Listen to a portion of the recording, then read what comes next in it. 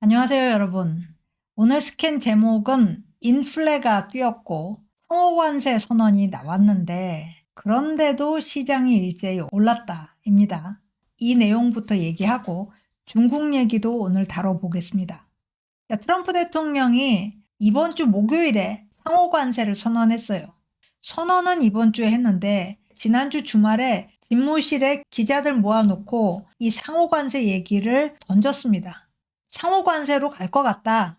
그걸 이번 주에 공식화한 거죠. 상호관세 얘기는 트럼프 대통령은 지난주부터 언급하기 시작했지만 참모들은 꽤 오랫동안 이 얘기를 하고 있었어요. 그래서 이 참모들의 의견을 반영한 것 같은 그런 느낌입니다. 상호관세라는 거, 지난 주말부터 상호관세를 매길 테니까 아무도 빠져나갈 수 없다. 모든 나라가 그 영향을 받을 거다. Everyone. 이런 발언을 했거든요. 그러니까 글로벌 이코노미를 상대로 관세 전면전 선전포고를 한 거예요. 자, 상호관세, reciprocal tariff는 말 그 자체는 간단해요. 미국 제품의 수입 관세를 매기는 나라에 대해서는 미국도 그 나라에 대해서 상응하는 관세율을 부과하겠다. 이런 뜻이잖아요. 그런데 이번에 여기에서 더 나갔습니다. 그 나라의 부가가치세에 대해서도 미국 관세에 반영을 하겠다. 자, 그 나라가 미국 제품을 수입을 해요. 그리고 거기에 대해서 부가가치세를 매깁니다. 그러면 그것까지 관세로 보겠다. 그래서 그만큼 미국 관세도 올리겠다는 거예요.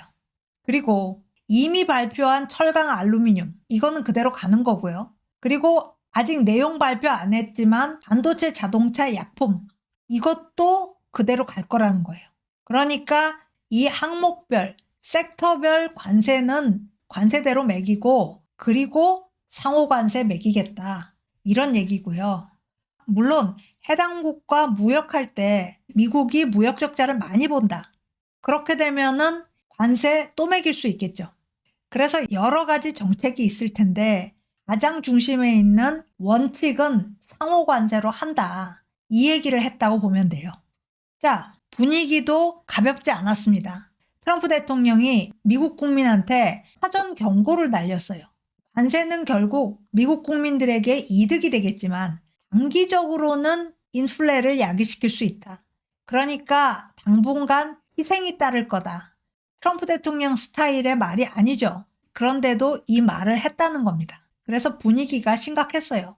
그런데 분위기 잘 잡고 선전포고를 했는데 문제는 그 선전포고의 알맹이가 없었습니다. 구체적인 내용이 없었어요. 언제 발효할 거냐? 다른 관세들과의 관계는 뭐냐? 어떤 게 우선순위냐? 이런 내용이 아무것도 없었습니다. 트럼프 대통령이 그동안 행정명령 남발했잖아요. 그런데 이거는 행정명령도 아니었어요. 내용이 없으니까 행정명령 못 내리는 거죠. 메모에 대통령 서명을 했습니다. 그리고 웃긴 게 마지막 얘기가 에이전시들로 하여금 다음 달까지 연구물 내놓으라고 하겠다. 트럼프 대통령 아니면 이런 말 못할 것 같아요. 구체적인 거는 아직 모르겠고 지금부터 연구하라고 하겠다. 자, 다음 달이면은 3월입니다. 그래서 빠르면 4월 1일에 발동 가능하다. 이렇게 얘기를 했어요. 뭐 이게 실제로 그렇게 하겠다는 얘기는 아니에요. 일정상 가능하다. 이런 얘기로 마무리했어요. 자, 그래서 관세 전면전이다. 전 세계를 상대로 선전포고를 했다. 이건 맞는 것 같은데 시장은 그렇게 받아들이지 않았습니다. 완전히 다르게 해석을 했어요. 국채금리는 뛰어야 정상이잖아요. 그런데 전날 발표된 물가지표 영향으로 일찌감치 하락했고 목요일에 더 하락했습니다. 또 한 번 하락했어요. 물가지표 얘기는 조금 이따가 더 하고요. 다른 지표들 보면 목요일에 상호관세 얘기 나오고 월가의 공포지수, 변동성 지수가 하락했습니다. 겁낼 거 하나도 없네. 이렇게 된 거죠. 나스닥 100 뛰었습니다. 달러 인덱스 하락했어요. 당연히 올라야 되는데 하락한 거예요. 그리고 이건 좀 이상한데 금 가격은 불확실성이 떨어지면 같이 떨어져야 되는데 이날은 올랐어요. 요즘 금 가격이 그날그날의 불확실성과 상관없이 오르는 추세입니다. 그래서 오른 것 같아요. 어쨌든 관세 선전포고를 내렸는데 시장은 그렇게 생각하지 않았다는 거죠. 자, 시장이 왜 그렇게 반응했을까? 자, 이 얘기가 목요일부터 당연히 많이 나왔습니다. 자, 첫 번째 이유. 3월 말까지 연구만 한다니까 상호관세는 당분간 없는 거네. 이렇게 판단을 한 거예요. 휴전선언으로 받아들인 겁니다. 그래서 시장이 다 오른 거고요. 두 번째, 내용이 없으니까 실행을 하겠냐. 신빙성이 낮았습니다. 그리고 중요한 게요. 10% 일률적 관세를 매기겠다는 얘기가 많았어요.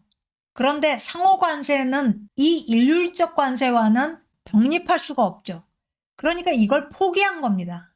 왜 포기했을까? 상대의 양보를 끌어내기 위한 전략이다. 그래서 극단적인 조치는 없을 거다. 시장이 이렇게 판단을 했고요. 마지막으로 관세가 약하면 가장 큰 이득을 보는 기업들이 이 매그니피선트 세븐입니다. 시장 상승을 주도해온 기업들이에요. 자, 판이 이 기업들한테 유리하게 짜여진다. 당연히 시장한테 좋은 거죠. 자, 왜 매그니피선트 세븐이 낮은 관세에서 유리하냐? 이 회사들이 글로벌 노출 정도가 높은 집단이기 때문이에요. 이 회사들이 평균적으로 해외에서 발생시키는 매출이 전체 매출의 55%입니다. 이 7개 회사들 전부 S&P 500에 속하죠. 그런데 이 7개 회사들을 빼면 S&P 500의 해외 매출 비중은 35%로 하락해요. 이 회사들 포함시켰을 때 41%, 이 회사들 뺐을 때 493개 회사만 가지고 봤을 때 35%, 35%와 55% 차이가 굉장히 크죠.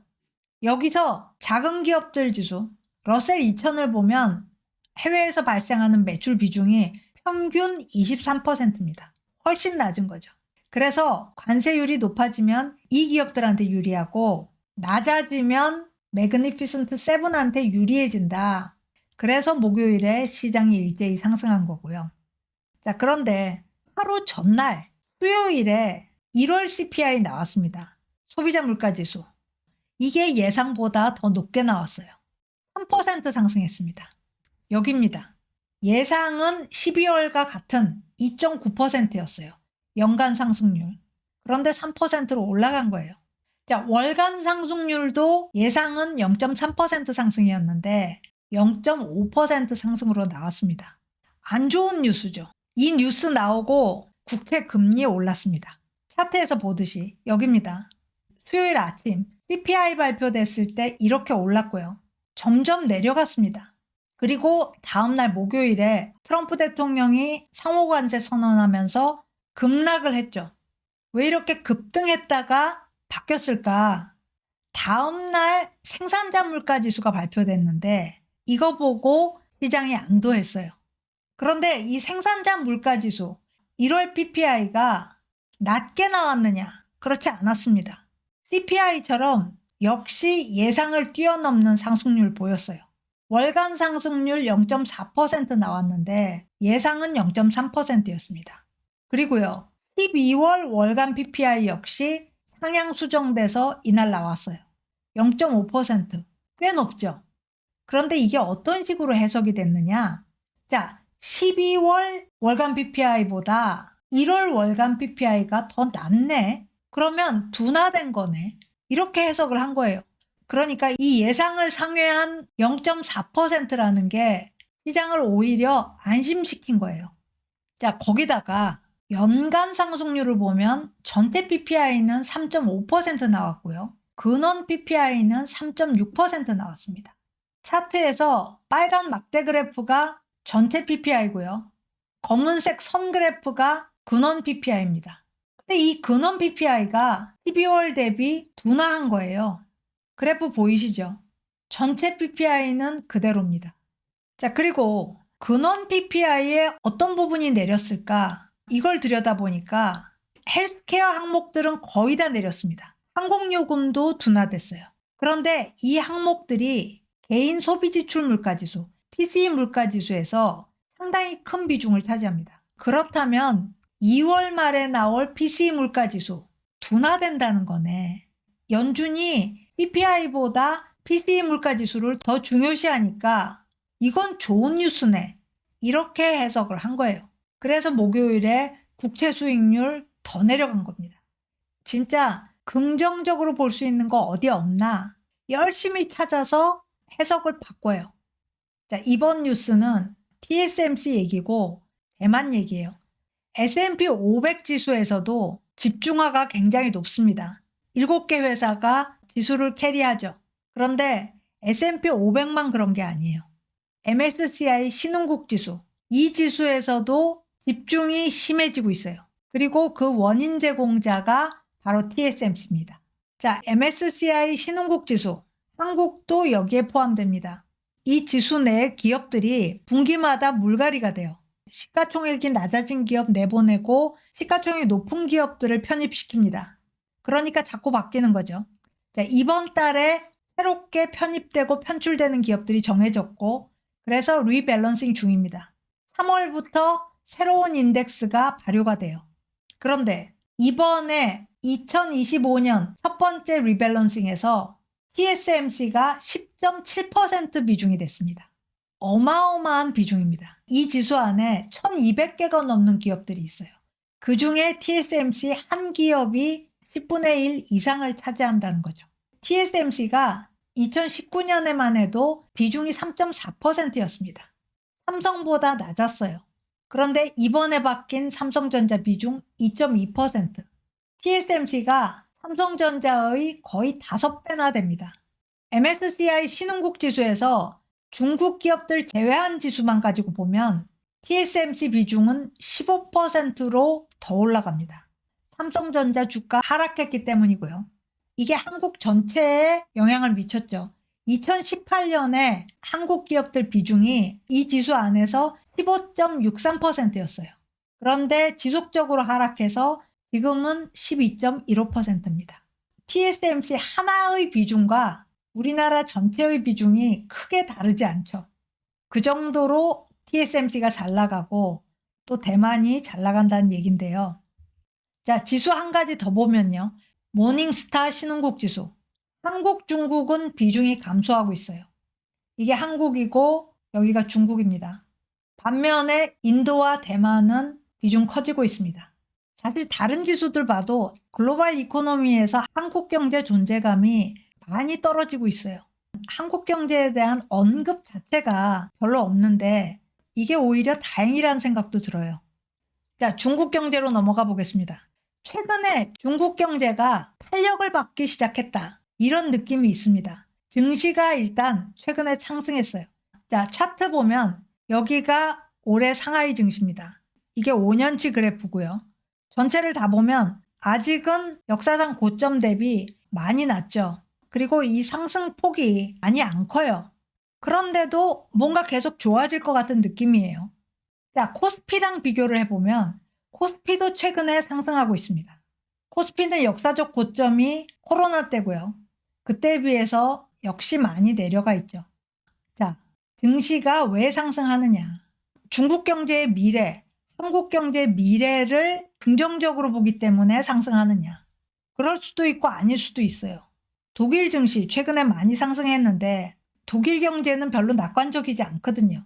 그런데도 상승한 이유는 워낙 주가가 낮아서입니다. 똑같은 이유가 중국 증시나 한국 증시에도 적용될 수 있어요. 그런데 좀 다른 이유가 있을 수 있습니다. 중국 증시 상승세가 딥시크와 연관돼 있다. 이 점입니다.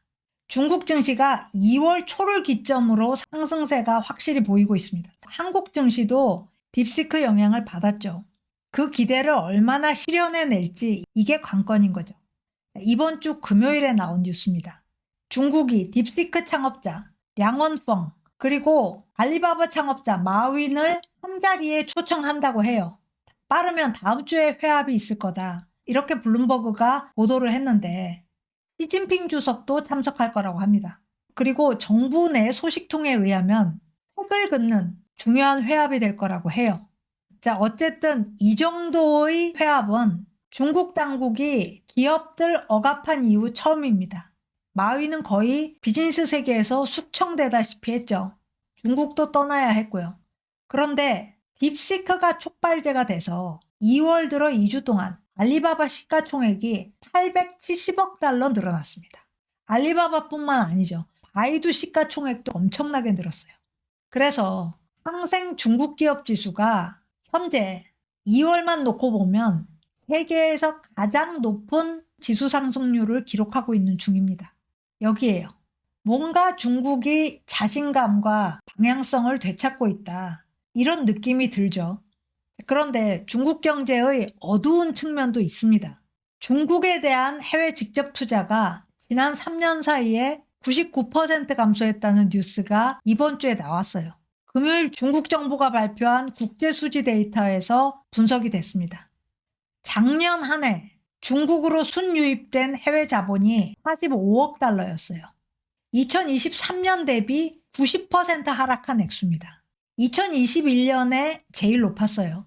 2021년에 순유입 자본 정점을 찍었을 때 3,440억 달러였어요. 그런데 이 금액이 이렇게 쪼그라들었다는 거예요. 2022년 2분기에 상하이가 봉쇄되면서 FDI는 극적인 하강 국면으로 들어갔습니다. 아예 추락을 했죠. 글로벌 기업들 잇따라 철수했고요. 그리고 여기에 더해서 중국에 대한 거부감 때문에 철수한 기업들도 있었지만 중국 기술에 밀려서 철수한 기업들도 있습니다. 특히 전기차 회사들이 많이 그랬죠. 그 결과 해외 직접 투자가 이렇게나 줄었는데 이제 중국 경제가 회복한다. 이렇게 되면 중국 경제가 외국 기업들과 함께 할까? 아니면 이 기업들 배제하고 갈까? 이 점이 궁금한 거죠. 어쨌든 일단 중국 증시 상승세 확인되면 외국인 투자 유턴할 겁니다. 그건 예상할 수 있는데 외국인 투자, 제조 서비스에서도 유턴할까? 한국도 크게 다르지 않은 상황인 것 같아요. 자, 오늘 스캔 여기까지 하겠습니다. 고맙습니다.